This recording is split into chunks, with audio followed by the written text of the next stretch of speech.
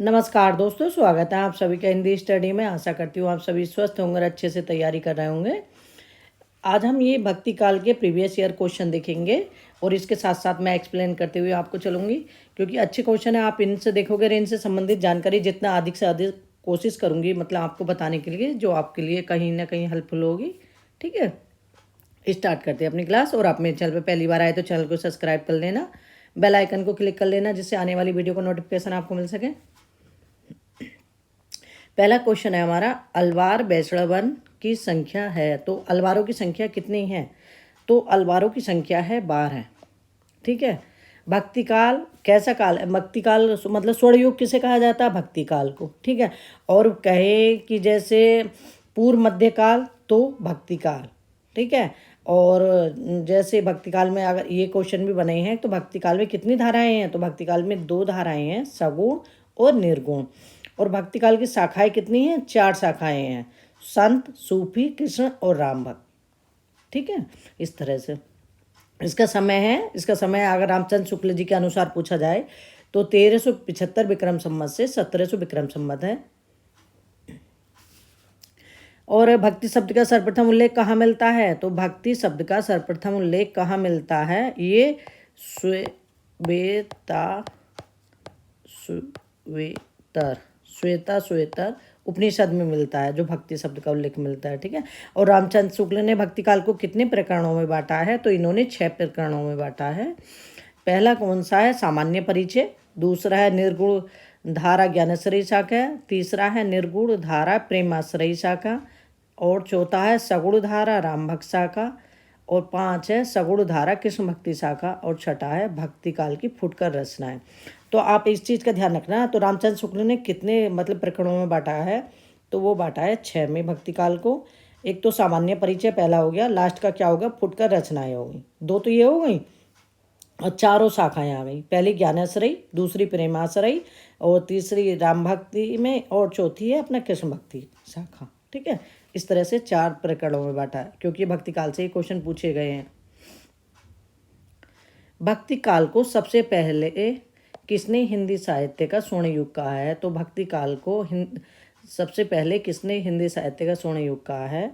तो इसमें किसने कहा है? तो इसमें ऑप्शन हमारा होगा ग्रेयर्सन। तो ग्रेयर्सन ने भक्ति काल को क्या कहा? स्वर्ण युग। ठीक है।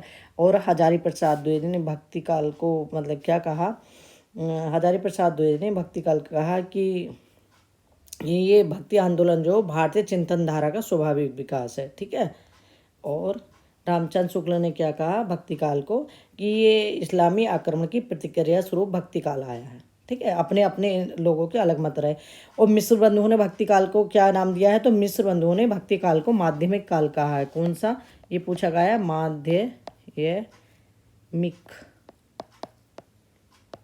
माध्यमिक काल किसने कहा भक्ति काल को? तो ये कहा है मिश्र बंधुओं ने।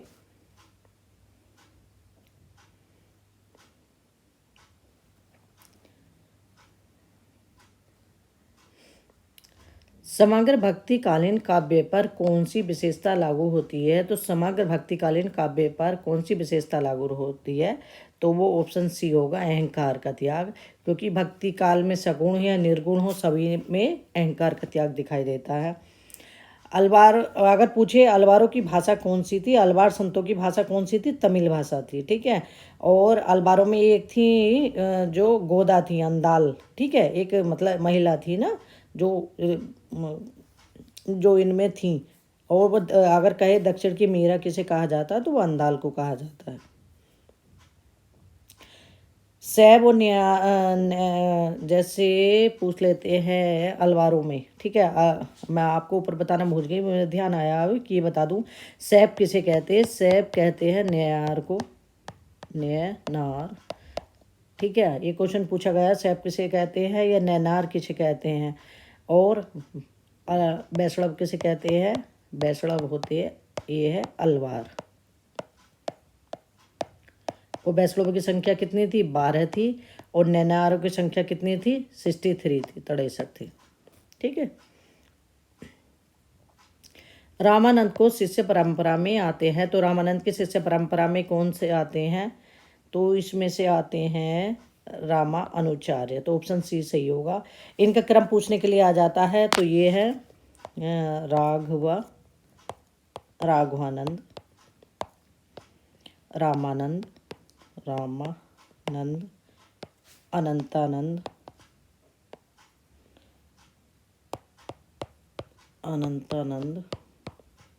और अनंतानंद के बाद नरहयानंद, नंद, और इनके बाद आते हैं तुलसीदास।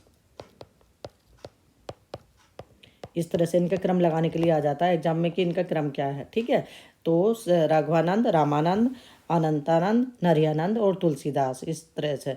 और इनके ट्रिक बना के याद कर लेना। जैसे राघव मिलने आए रामानंद से आनंद के साथ, नरहयानंद और तुलसीदास भी गए उनके साथ। मतलब ऐसे कुछ भी ट्रिक बना के आप याद कर लेना। ठीक है, आगे देखते हैं।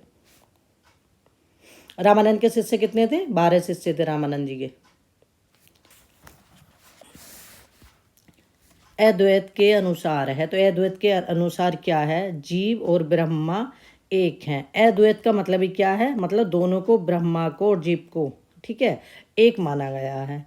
और अद्वैतवाद की स्थापना किसने की थी? शंकराचार्य ने।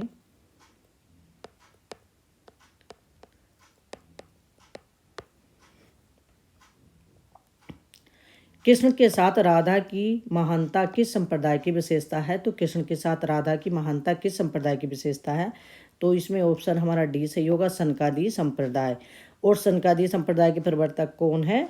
ये है निम्बार्काचार्य, निम्बार्काचार्य। ठीक है, एक बात का ध्यान रखना, ये सारे संप्रदाय, ये सारे जो मतलब संप्रदाय हैं और दर्शन है, इन्हें अच्छे से देख लेना, क्योंकि इनसे एक ना एक क्वेश्चन प्रत्येक एग्जाम में आता है। ठीक है, तो इन्हें तो ऐसे रट लेना, बिल्कुल एकदम लिस्ट लगा के कहीं भी पेपर पर लिख के लगा लेना, चस्पा कर लेना, जिससे कि आप कहीं भी जाते आते देख लो और आसानी से याद हो जाए। ठीक है, तो इनमें से एक क्वेश्चन क्या है, तुम छोटा है बड़ा कोई सा एग्जाम दो, इसमें से क्वेश्चन आता है। ठीक है,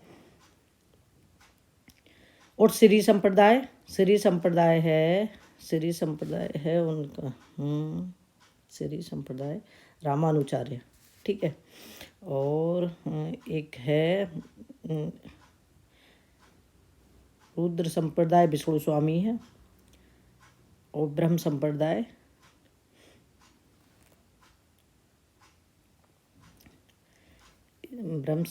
है माधवाचार्य। ठीक है, ब्रह्म संप्रदाय माधवाचार्य, ये पूछा भी गया, माधवाचार्य का।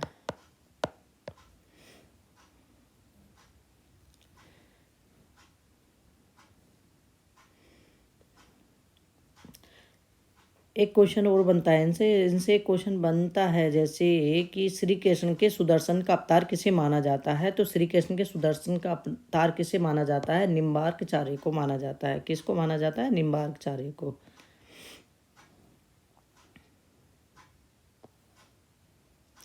निम्नलिखित में से सुमेलित कीजिए तथा नीचे दिए गए कूट को उत्तर दीजिए। तो ये सुमेलित करना है, तो इसमें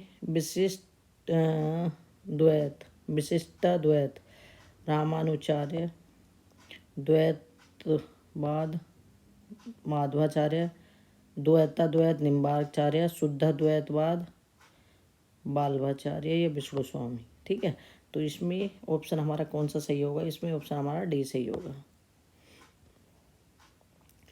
संवत 1375 से संवत 1700 तक के साहित्य में कौन सी भावधारा परिलक्षित होती है? तो ये कौन सी भावधारा है जो 1375 से 1700? एक तो देखो, ये अच्छे से देख लेना, जैसे आदिकाल का समय, भक्ति काल का, रीति काल का, आधुनिक काल का। इस समय जैसे आपको ये पता है कि ये समय किस काल का है, तो आप आसानी से इस क्वेश्चन को बता देंगे। इसी तरह से रीति काल का पूछ लें तो ये समय ज़रूर देख लेना। ठीक है, तो ये किसका समय है? ये भक्ति काल का समय। और ये समय किसके अनुसार है जो पूछा गया है? ये संवत में पूछा गया है, तो रामचंद्र शुक्ल के अनुसार है। ये रामचंद्र शुक्ल के अनुसार है। और इसमें से अगर तुम्हें ईस्वी वर्ष बनाने हैं तो 57 वर्ष माइनस कर दो, ईस्वी वर्ष आ जाएंगे। धर्मदास किसके शिष्य थे? तो धर्मदास किसके शिष्य थे? तो धर्मदास शिष्य थे, ये कबीरदास के शिष्य थे। और धर्मदास ने जो कबीरदास की रचनाएं हैं उनका मतलब जो बानी थी, क्योंकि पढ़े लिखे तो थे नहीं कबीरदास, तो कबीरदास जो बोलते थे उनका ही मतलब जो लिपिबद्ध करा गया है वो धर्मदास ने है। ठीक है, तो वो किस नाम से है? बीजक नाम से है। और बीजक कितने भागों में है? बीजक, ठीक है। और ये 3 भागों में, कितने में? 3 भागों में। और कबीर का अर्थ क्या होता है? महान होता है। और कबीर किस भाषा का शब्द है? अरबी भाषा का शब्द है कबीर, ठीक है। बीजक में कौन कौन से? साखी, सवद, रामायणी। साखी, सवद, रामायणी।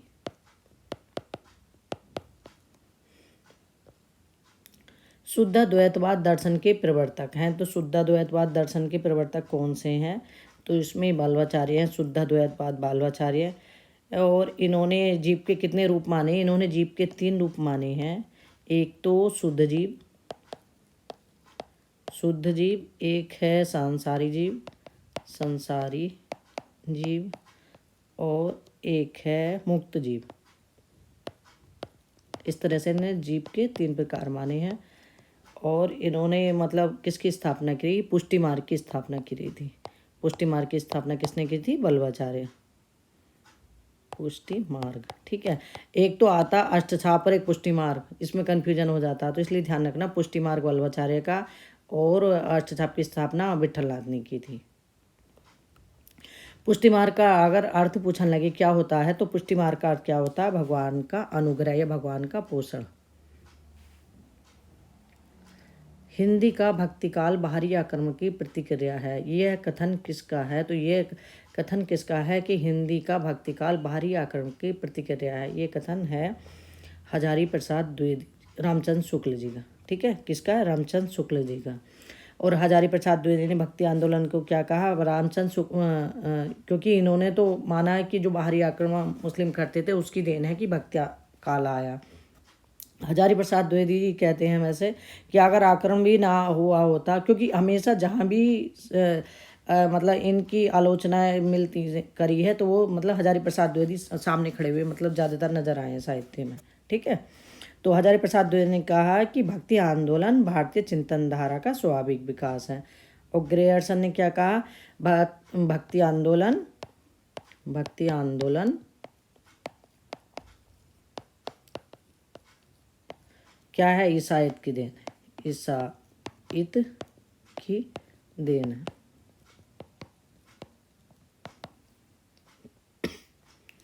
रामानुज के श्री संप्रदाय में किसकी उपासना होती है? तो रामानुज के श्री संप्रदाय में किसकी उपासना होती है? तो विष्णु की उपासना होती है। किसकी उपासना होती है? विष्णु की। और इनका दर्शन क्या है? विशिष्टाद्वैतवाद, ठीक है। इनका दर्शन क्या है? विशिष्टाद्वैतवाद। अगर जैसे विष्णु विष्णु की जगह अगर नारायण आ जाता लिखा हुआ, तो आप उस पर भी टिक कर सकते हैं, नारायण, क्योंकि ये भी एग्जाम में पूछा गया कि रामानुज के संप्रदाय में किसकी उपासना होती है, विष्णु की या नारायण की।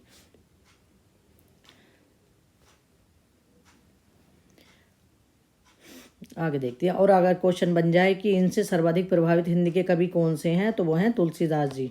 रामानुचार्य से जो सर्वाधिक प्रभावित कवि हैं, तो वो है हिंदी के तुलसीदास जी। द्वैतवाद किस आचार्य द्वारा प्रवर्तित संप्रदाय है? तो द्वैतवाद किसका है? तो द्वैतवाद है माधवाचार्य। ऑप्शन डी सही होगा। और द्वैताद्वैत निम्बार्काचार्य, द्वैताद्वैत निम्बार्काचार्य। और विशिष्टाद्वैतवाद रामानुचार्य, विशिष्टाद्वैतवाद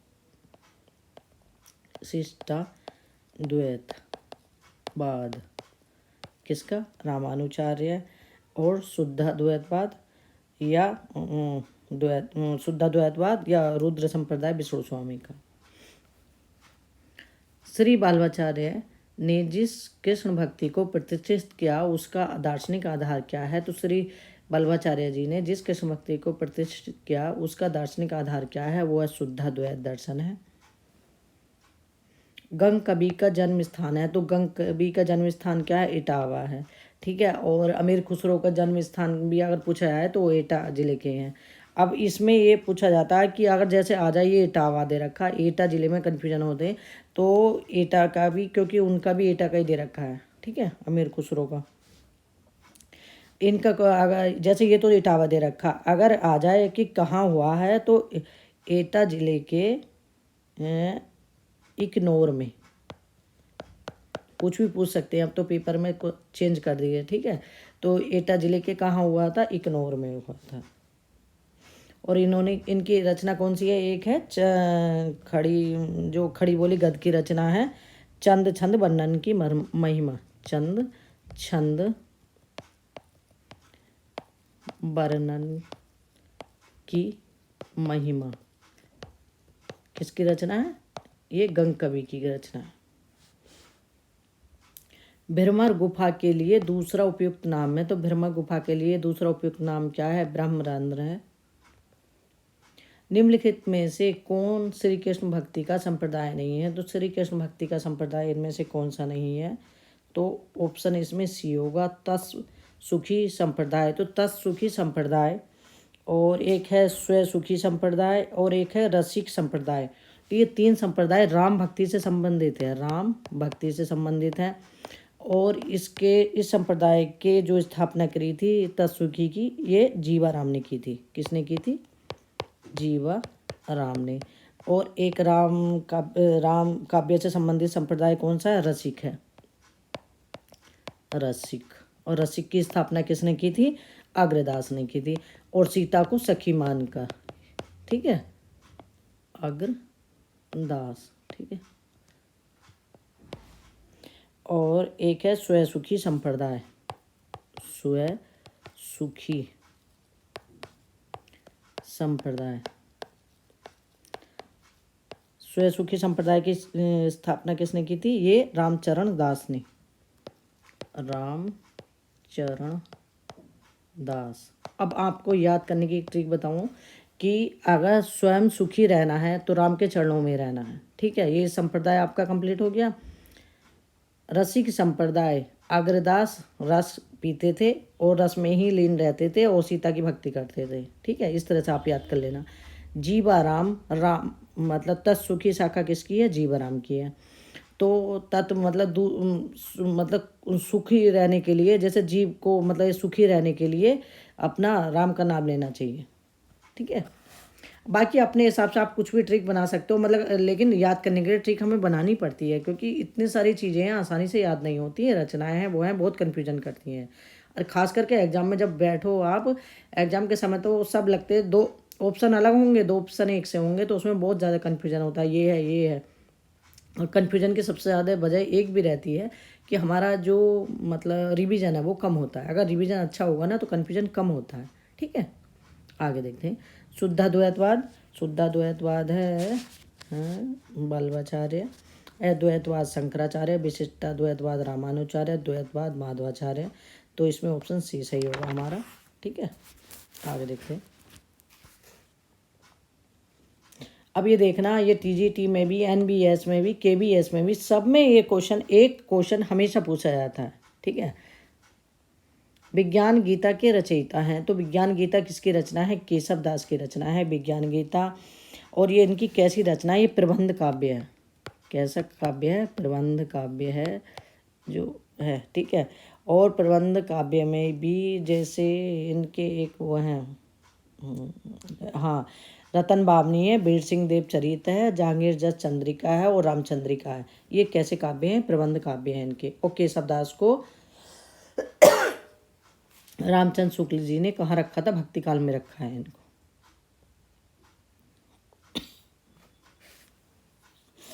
अपने पुरुष से हताश जाति के लिए भगवान की शक्ति और करुणा की ओर ध्यान ले जाने के अतिरिक्त दूसरा मार्ग ही क्या था? यह कथन किसका है? तो ये कथन किसका है? ये रामचंद्र शुक्ल जी का। निर्गुण भक्ति के कवि नहीं है, इसमें निर्गुण भक्ति के कवि कौन से नहीं है? वो हैं श्री रामानुचार्य। रामानुचार्य कैसे हैं? तो राम भक्त हैं। कैसे हैं? राम भक्त, ठीक है, निर्गुण नहीं है।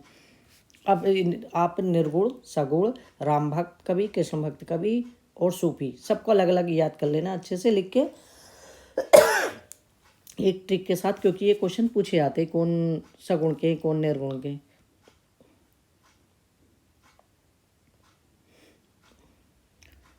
संत साधना का सर्वाधिक रूप प्रारंभ होता है, तो संत साहित्य का साहित्यिक रूप प्रारंभ कहाँ से होता है? वो पंढरपुर से होता है। ज्ञानश्रेयी शाखा के प्रमुख संत कवि का क्या नाम है? तो ज्ञानश्रेयी शाखा के प्रमुख संत कवि या ज्ञानश्रेयी शाखा के प्रतिनिधि कवि कबीरदास जी हैं, और सूरदास जी कृष्ण भक्ति शाखा के प्रतिनिधि कवि हैं, और जो जायसी हैं, जायसी जो हैं सूफी काव्य के प्रतिनिधि कवि हैं, और तुलसीदास वो राम भक्त कवि मतलब प्रतिनिधि कवि हैं। ठीक है। कबीर के गुरु का क्या नाम, मतलब गुरु का नाम क्या है? तो कबीर के गुरु का नाम क्या है हमें बताना है। तो कबीर के गुरु कौन थे? रामानंद। कबीर को नाम किससे मिला था? रामानंद को उससे मिला था। और कबीरदास का जन्म कहाँ हुआ था? तो कबीरदास का जन्म वैसे तो अलग अलग है, मतलब कहाँ, मतलब ये क्योंकि एक मतलब लहर तारा मिले थे, मतलब एक इनकी अलग ही मतलब एक कहानी है, लेकिन सिर्फ इनसे यही क्वेश्चन बनते हैं, ये नहीं बनते कि क्या है कैसे है, इनकी माता कौन थी बस। लेकिन माता इनकी पूछी आती है एग्जाम में, तो इनकी माता जो है वो नीमा ही पूछी आती हैं, और पिता इनके पूछे जाते हैं नीरू। नीरू का दूसरा नाम भी आ जाता है एग्जाम में अली। ठीक है।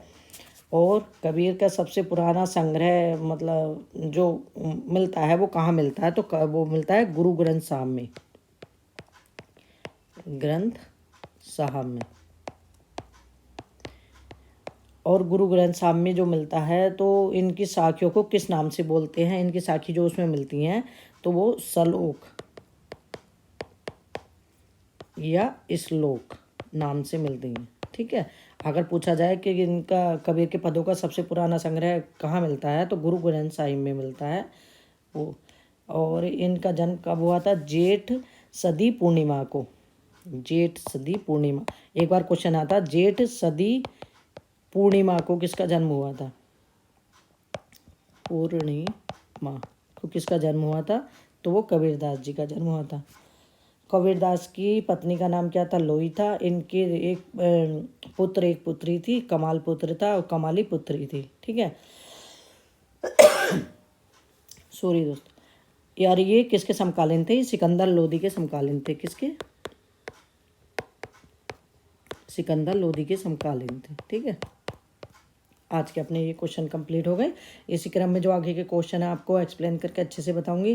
थोड़ा तबीयत भी ढीली चल रही है इसलिए थोड़ा सा, लेकिन आगे जैसे जैसे आगे अपना आगे बढ़ाते हैं जैसे जैसे होता है। ठीक है। एक्सप्लेन करके अपना तैयारी करते रहो। एग्जाम के कभी भी इंतज़ार मत करो, अपना प्रैक्टिस अभ्यास अपना डेली करते रहो। ठीक है। आज के लिए इतना ही, मिलते हैं अगली वीडियो में, तब तक के लिए धन्यवाद।